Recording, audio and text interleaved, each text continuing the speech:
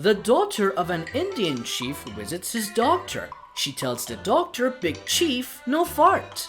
The doctor tells her to give him 3 pills a day. The girl comes back the next day and tells the doctor, "Big chief, no fart." The doctor then gets really worried and tells her to give him 10 pills an hour. The girl comes back the next day and says, "Big chief, no fart." After hearing this, the doctor gets so pissed off that he tells her to give him a jar an hour. The next day, the girl comes back crying and says, "Big fart, no chief." Once in medieval times, there was a king who was getting sort of bored after dinner one night. He decided to hold a contest of who at the court had the mightiest weapon.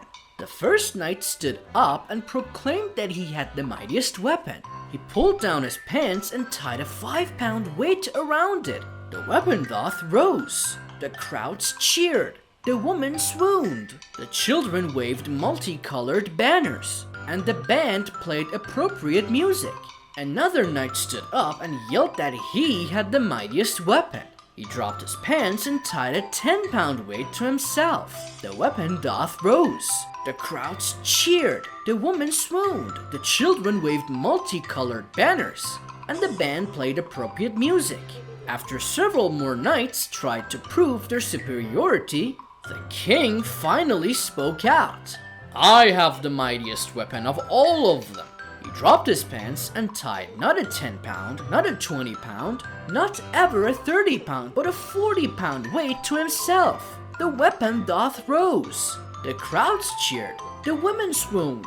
The children waved multicolored banners. And the band played "God Save the Queen." Kitchen farmer goes to a local bar, sits next to a woman, and orders a glass of champagne. The woman perks up and says, "How about that? I just ordered a glass of champagne too." "What a coincidence," he says. "This is a special day for me. I'm celebrating."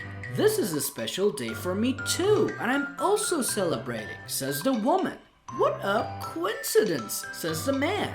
As they clink glasses, he asks, "What are you celebrating?" "My husband and I have been trying to have a child, and today my gynecologist told me I'm pregnant." "What a coincidence," says the man. "I'm a chicken farmer. For years, all my hens were infantile, but today they're finally laying fertilized eggs." "That's great," says the woman. "How did your chickens become fertile?" "I switched cocks," he replies. She smiles and says, "What a coincidence."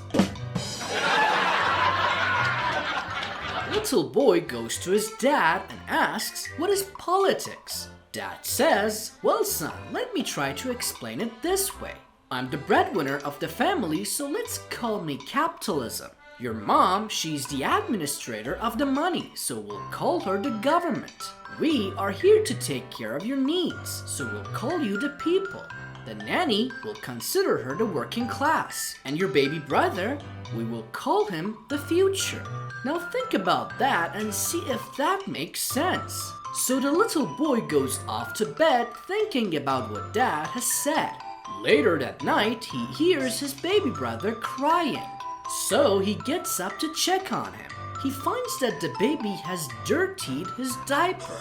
So the little boy goes to his parents' room and finds his mother sound asleep. Not wanting to wake her, he goes to the nanny's room. Finding the door locked, he peeks in the keyhole and sees his father in bed with the nanny. He gives up and goes back to bed. The next morning, the little boy says to his father, "Dad, I think I understand the concept of politics now." The father says, "Good son, tell me in your own words what you think politics is all about."